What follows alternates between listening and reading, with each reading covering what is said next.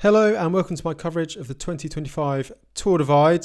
This is going to be my daily coverage for the next month or so as the riders head from Banff in Canada down to Antelope Wells on the Mexico border. Today I'm going to give you a preview of the Divide. We'll have a little look at the route, have a look, see if we can find any intel into some of the weather conditions. There's a few changes to the route, so we'll look at those.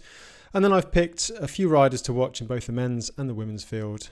So we'll run through those and see who is going to be challenging for the win this year.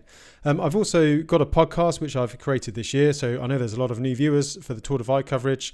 So consider subscribing and hit the notification bell, and then you'll see that podcast when it pops up tomorrow. And in that, I talk in a little bit more depth with Becky Waters, my co-host, to a few more riders who are racing the Divide. So without further ado, let's take a look. So the Tour Divide, the tracking is on Track Leaders, and as of recording of this video, we've got 217 riders signed up. Now, there's still time for a few more riders to pop up, but I think most riders are now in now. So yeah, I've picked out a few riders to watch as the race progresses. Now, before I go any further into the preview, I've got some sponsors for this coverage.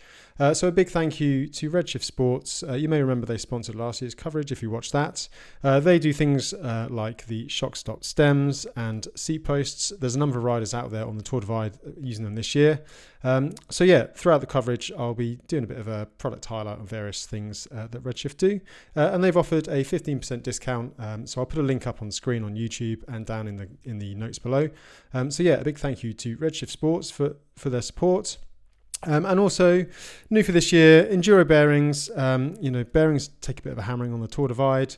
I've been using Enduro bearings for a couple of years now, and I've not had to replace anything. So, yeah, they do the XT15 bearings with a lifetime warranty on them. And it's just the kind of area you probably should invest if you're going to take on the Tour Divide. It's all right if it's nice and dry, but if the weather turns, it can really destroy bearings and bikes very quickly. So again, thank you to Enduro Bearings for your support of this coverage. Right, let's get into the route. So as you can see, the route is up on Rival GPS. It's fairly unchanged from last year. So we're looking at 2,681.9 miles. I imagine that'll be probably a little bit over that for most riders, with a few to and fro's here and there. 158,000 feet of climbing. Now the route, the only sort of major change from last year's route is as the riders come out of the Great Basin and head into Colorado. So usually the riders head over Sand Pass, which is just after Brush Mountain Lodge, if you're sort of familiar with the route. What I'm going to do is I'm just going to put my personal heat maps on. I rode the Divide in 2019 and half of it in 2022. So you can see that's my route from 2019. Over Sand Pass. And you can see this year that the riders head a little bit further west. So the elevation isn't quite as high. But the main point, and I think the main reason for this change, is you can see that the route avoids the road into Steamboat Springs, or it comes into it much later. So I think it's probably an improvement. Less tarmac, less traffic, which is the most dangerous thing on the Tour Divide. You can forget bears and things like that. It's obviously something you need to think about, but the most dangerous thing is cars, in my opinion. So it adds about 10 miles to the route. It does, however, mean you miss Clark's Stores, which is a nice little resupply. But you're basically going to be heading straight into Steamboat Springs anyway, so I don't think it's going to make too much difference overall. Maybe an hour or so to the overall route times, but in the grand scheme of the Tour Divide, that is pretty much nothing. The other changes, which are still sort of in place from last year, there was a little bit more single track and off-road introduced last year as the riders were put onto the the Continental Divide Trail. So you can see here my 2019 route shows in the purple here. So last year the riders it was introduced that the riders went on the Continental Divide Trail, bit more direct, but a lot more single track. Probably doesn't make too much difference in the grand scheme of things. And the other change was towards the finish. So there's the pretty iconic long straight road at the finish. from Hachita, it was tarmac all the way to the finish there. But last year, there was another section of single track on the Continental Divide Trail that was added in there. I think it was a lot tougher than people were expecting. So yeah, that's kept in there. So overall, 10 miles difference. So yeah, but a new FKT was set by Justina Slovakia last year on that route. So yeah, I think it will be something that is going to, it's definitely the record could be beaten on this route without a doubt. So yeah, that is the route at the moment. I guess the other big question and the thing people always ask about is the weather. To be honest, I've given up predicting the weather on the Tour Divide because it's been pretty wild the last few years. You just don't know what's going to happen nowadays. But on Ride with GPS, they have some pretty useful kind of layers, and this snow depth one is pretty good. So basically it's satellite data that's overlaid over the map, and you can see where the kind of the snow falls heaviest. So if I just zoom in on the map here, you can see that there's maybe a little bit of snow early on, but it doesn't look like it's really at the elevations of the race. That's Galton Pass there. It looks like then potentially maybe some very, very light snow, maybe in the shades. But I think that should all be rideable. Again, this looks like Red Meadow Pass. Again, maybe some slight snow there, but again, it's not doesn't look like it's on the track. It looks like on the higher elevations around. So it could be fairly fast early on. I guess rain is the big thing. If it rains, then mud can be an issue. So yeah, I think the first point at which riders might encounter some snow or some sort of serious snow is on Richmond Peak down here. You can see the snowpack chart is showing there is some on the pass. You tend to go up from the northern side of the mountain, so I think it's quite sheltered, and I think that's going to be the thing. There might be a few drifts in various places. I think Togwati Pass, as you further south, the first sort of 3,000 meter pass, I think that could also have some snow drifts. But yeah, it looks like it might be a bit of a walk over Richmond Peak, but it's still going to be almost a week before the riders get there as of the time of recording, and snow melts pretty quick when you get a few days of sun on it. So overall, it looks like it is fairly fast rolling at the moment. I've got a few contacts in Colorado. They've said it's been a relatively dry year or dry winter in Colorado. So it could potentially be a relatively fast divide in terms of snow, at least. Of course, the rain, as we know, is the thing that can really cause problems, and the death mud, the peanut butter in the basin if the rain hits, and a few other places in Montana. That can be pretty devastating to a fast time. So we'll be on weather watch for the whole of the next 3 or 4 weeks as I cover the Tour Divide. But yeah, that's my kind of sort of my sort of overview for now. So I think the best thing to do now is we've obviously got our list of riders down here, but I've picked out a few. I've picked out 5 women and actually 6 men. I did one more in just last minute as they popped up on the tracker. So we'll just have a look and see who some riders are to watch and who may be at the pointy end of the race. Now, I think this woman needs no introduction at all. Lael Wilcox, a bit of a legend of the Tour Divide. She's returned, and she's still chasing that. Well, she was always chasing Mike Hall's record. So like a sub 14 day, probably 13 and a half days now. She's had a few health issues with breathing problems over the years, but it sounds like she might have got to the bottom of that over the winter. So yeah, hopefully we can really see the best of Lael, because I'm pretty certain I've ridden with her. 2019, I rode with her for a section on the Tour Divide, and she's super strong, super efficient, and very determined. So yeah, really looking forward to seeing how Lael gets on. But I don't think she's going to have it easy. It's looking like there's a pretty strong and fairly deep women's field this year. So I've picked out a few other names. Obviously, there's over 200 riders on the list, so I'm sure I've missed a few people. If you think of anyone that I really should highlight, then drop it in the comments, and I'll try and pick it up when I start the daily coverage. But my second woman to keep an eye on, Quinta van Hoel.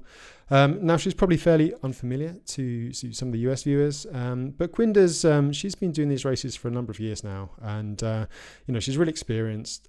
She's been like the first woman at the Hellenic Mountain Race, the Atlas Mountain Race. She's had a top finish at the Silk Road Mountain Race. So these races aren't easy. So she's used to riding the long distances. She's used to sleeping out in all conditions. She's used to lack of food. And I know for a fact she's been training really hard over the last months. So yeah, really looking forward to seeing what Quinder can do in this race. Another woman who might be quite well known for Tour Divide fans, Anna Jaeger. She was actually fastest woman in 2022, and she finished last year as well. I think she was 10th or 11th overall. So a solid rider, super fast, super strong, and got that experience now with a couple of finishes under her belt. So yeah, again, looking forward to seeing how she sort of can compete in the field. Alexandria Huchin, again, probably another rider that doesn't need much in the way of introduction if you've been following the Tour Divide for a number of years. She is the current women's single speed record holder. It's about 18 and a half days, and she'll be, again, trying to break that record, no doubt, and she'll be pushing right up there in the overall field, and to be one of the fastest women as well. And yeah, such a great character, and a really positive smiley face to have on the Tour Divide. So again, looking forward to following her progress. A new face to the Tour Divide, and maybe a name that's not so familiar to kind of our US viewers. Nathalie Ballion, French rider. She's again been doing a lot of races over the last few years, quite a lot in Europe. She's from France. Again, she's done the Atlas Mountain Race. She's done the Silk Road Mountain Race. She's done a lot of road racing. So she did the North Cape Tarifa. So she set the women's record. So that's nearly a 3-week ride, 4,500 odd miles. So yeah, she knows how to ride a long way. She's super strong, super competitive. And I definitely think she'll be right up at the pointy end of the race in the first few days, and potentially all the way to the finish. Now on to some of the male contenders. So another veteran, Joe Nation, he was third in 2023. So yeah, he's got the experience. Since 2023, he's also won the Silk Road Mountain Race and a couple of other events. So yeah, really strong. Got the knowledge, got the experience, and that counts for a lot in the Tour Divide. So looking forward to seeing how he goes.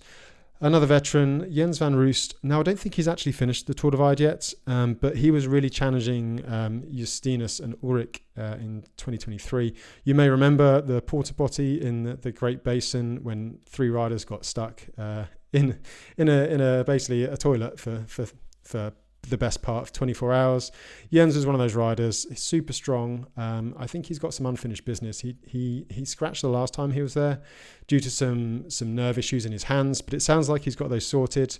Again, experienced, strong, knows what he needs to do, knows when he needs to do it. So he's definitely someone that we need to be watching at the pointy end of the race. Another new face to the Tour Divide, Robin Gempele. Again, a name that may not be quite so familiar to viewers in the US, but Robin just is a pure cycling talent. So he won the Transcontinental Race last year, and he's won a couple of other races, such as the Atlas Mountain Race. But his background is cross-country racing. So when he was an under-23 and junior, he was one of the top riders in Switzerland. He rode for the Scott Schramm team, and that was the top team in probably the world and Switzerland, the one that Nino Schurter used to ride for. So yeah, he's got talent, he's got an engine, and yeah, he's proven he can win these long races. I know he's very dedicated to his training, and he's very kind of organised, and his attention to detail is very high. So despite being a rookie, I think he will definitely be way up there, and probably one of the riders to beat. Another rider, Nate Ginston. I've actually ridden with him twice on my 1.5 attempts at the Tour Divide. Again, he's I think he was third the year I finished, 2019. Just as a really strong, steady rider. He sort of rides his own pace, does his own thing, but very consistent and very strong and experienced. So yeah, I'm sure Nate will be up there, and I'm sure he'll be one of the guys that just gradually kind of creeps up the field as the race goes on. Another rider to watch, Alex Schultz, he was second in the Arizona Trail last year, pushed Justina Levejka fairly hard there. So again, strong rider. I'm not sure he's actually finished the Divide so far, but he's got the pedigree. Obviously, pretty well known in the USA. So yeah, another rider to be watching as the race progresses. And finally, Xavier Chiribuga. So he's, again, another name that's probably not going to be relatively well known. But Xavier, he won the Colorado Trail Race last year, but he lives in Ecuador. So he lives at high altitude. Doesn't necessarily have a lot of opportunities to race, but he's very motivated, got an adventure racing background. And I just think he'll do quite well. I think he won the Colorado Trail Race with a little under an hour's sleep. So he can definitely dig himself into a bit of a hole. Whether he's able to keep it consistent over the 2 or so weeks of the Tour Divide remains to be seen, but he'll certainly perform well on the climbs and at altitude. And it's also a really nice guy as well. I've had the pleasure of sort of knowing him a little bit, so definitely one to be watching there. So those are my riders to watch. Again, as I said, just let me know in the comments if you think there's anyone else I need to be keeping an eye on or we should be watching over the next few weeks. Let me know, and I'll try and let people know about them in the daily coverage. Don't forget to like and subscribe if you don't want to miss the daily coverage. I've got the Ultrascape podcast coming out in the next couple of days for a bit more in-depth discussion about the route and some other riders as well. Thanks for watching, and looking forward to going on this Tour Divide journey with everyone over the next few weeks. See you soon.